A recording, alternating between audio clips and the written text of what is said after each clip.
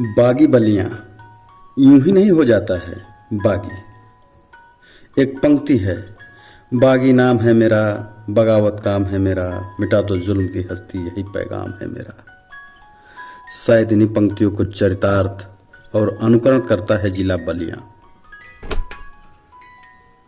इतिहास के पन्नों में खुद को बागी अंकित कराने में सफल होता है और आज भी बलिया का हर नागरिक बागी बलिया होने का गर्व करता है।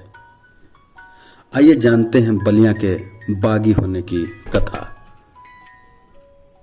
नमस्कार दोस्तों, हम हैं विरंजय और आप देख रहे हैं दी धरतीपुत्र एक नई कहानी के साथ। साल था 1942, अगस्त का महीना। बारिश वाले इस महीने में उस साल देश भीग नहीं रहा था बल्कि सुलग रहा था। 8 अगस्त 1942 को मुंबई से अंग्रेजों भारत छोड़ो का नारा दिया गया, जो देखते ही देखते देश भर में गूंज गया। 9 अगस्त को देश भर में बड़ी संख्या में गिरफ्तारियां हो रही थीं, लेकिन इस घमासान के बीच उत्तर प्रदेश का बलिया जिला अपनी अलग ही धुन में मशगूल था। सबसे हट के तैयारी कर रहा था। बागी बलिया के नायक थे चित्तू पांडे। बलिया के रत्तुचक गांव के ब्राह्मण परिवार में जन्मे चित्तू पांडे। मां भारती के इस लाल ने पूरा जीवन अंग्रेजों और दास्ता से देश की मुक्ति में लगा दिया। लोगों को आंदोलन के लिए जागरूक करना, अंग्रेजी नीतियों का विरोध करना, यही उनका दैनिक कर्म था। बलिया की जनता पर उनके आंदोलन ने काफी प्रभाव छोड़ा था और बलिया की जनता उनके एक इशारे पर उनके पीछे चलने को और कुछ भी करने को तैयार रहती थी।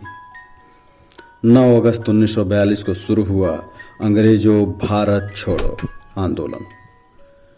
हुआ यूं कि आजादी की लड़ाई के दौरान चित्तू पांडे अपने साथियों जगन्नाथ सिंह, चौधरी शंभुनाथ, देव यादव और परमात्मानंद सिंह के साथ गिरफ्तार कर लिए गए। इससे बलिया की जनता आक्रोश से भर गई। इसके बाद 9 अगस्त 1942 को महात्मा गांधी और पंडित नेहरू के साथ कांग्रेस कार्यकर्ता समिति के सभी सदस्य भी गिरफ्तार कर अज्ञात जगह भेज दिए गए। इससे पूरे देश की जनता में और भी रोष पनप गया। चित्तू पांडे की जागरूक की हुई जनता ने जब अपना हक पहचान लिया तो शहर को ही अपना बनाने के लिए निकल पड़े। बलिया जिले के हर प्रमुख स्थान पर प्रदर्शन व हड़तालें शुरू हो गई।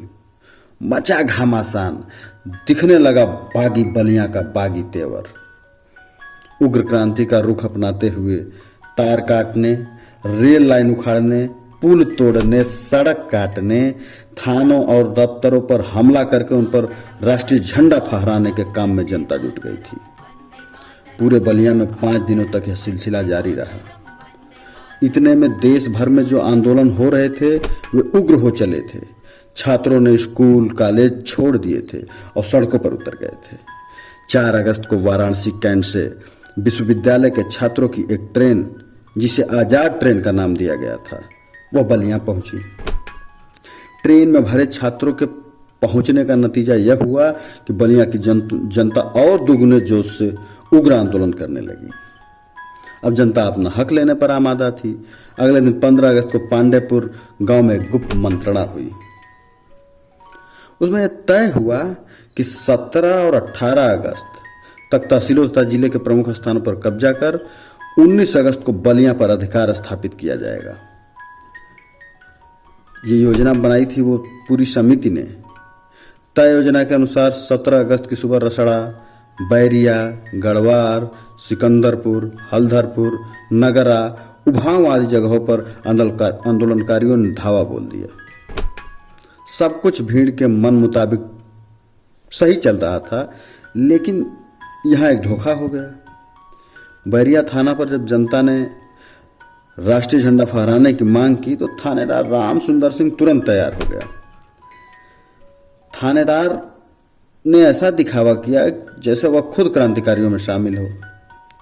लोगों ने इसके बाद उससे हथियार मांगे तो उसने अगले दिन की बात पर उलझा लिया कहूं कि फुसला लिया अथवा बहला लिया कहूं, खैर जो भी, उसने उस दिन बहका दिया।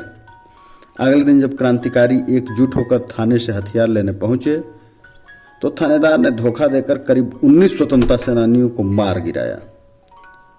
गोली बारूद खत्म हो जाने पर थानेदार ने अपने सिपाहियों के साथ आत्मसमर्पण कर दिया। बैरिया जैसा ही नृशंस कांड रसड़ा में गुलाब चंद के अहाते में भी हुआ। पुलिसिया जुर्म में 20 लोगों की जानें गईं। इस तरह आंदोलनकारियों ने 18 अगस्त तक 15 थानों पर हमला करके 8 थानों को पूरी तरह जला दिया। 19 अगस्त को जनता जिला मुख्यालय बलिया पहुंच गई। यहाँ भारी भीड़ को आते देखकर कलेक्टर घबरा गया। कलेक्टर ने चित्तू पांडे और जगन्नाथ सिंह सहित 150 सत्याग्रहियों को रिहा कर दिया। 19 अगस्त को ही जिले में राष्ट्रीय सरकार का विधिवत गठन किया गया, जिसके प्रधान चित्तू पांडे बनाए गए। जिले के सारी सरकारी संस्थानों पर राष्ट्रीय सरकार का पहरा बैठा दिया गया। सारे सरकारी कर्मचारी पुलिस लाइन में बंद कर दिए गए। हनुमानगंज कोठी में राष्ट्रीय सरकार का मुख्यालय कायम किया गया। लोगों ने नई सरकार को खुले हाथों चंदा दिया, दान किया, लेकिन नई सरकार स्थापित होकर चल सके ऐसा इंतजाम किया। चित्तू पांडे अब नगर को नए सिरे से चलाने की योजना बनाने लगे, लेकिन अंग्रेज चुप नहीं बैठने वाले थे। एक अंग्रेज ऑफिसर नीदर शोल 22 अगस्त को 2:30 बजे रात में रेलगाड़ी से सेना की एक टुकड़ी लेकर बलिया पहुंच गया। नीदर शोल ने मिस्टर वाकर को नया जिलाधिकारी बनाया बलिया का, और 23 अगस्त को नदी के रास्ते सेना की और टुकड़ियां भी पहुंच गई बलिया। इसके बाद अंग्रेजों ने अपनी दुर्दांत दमन नीति अपनाकर लोगों के बुरे से बुरे कष्ट के साथ मौत के घाट उतारा। 12 बजे दिन में नदी के रास्ते सेना की दूसरी टुकड़ी पटना से बलिया पहुंची। इसके बाद अंग्रेजों ने लोगों पर खूब कहर ढाए। चित्तू पांडे को गिरफ्तार करने पहुंची पुलिस। उन्हें तो नहीं पा सकी, लेकिन गांव-गांव उनके होने के शक में जला दिए गए।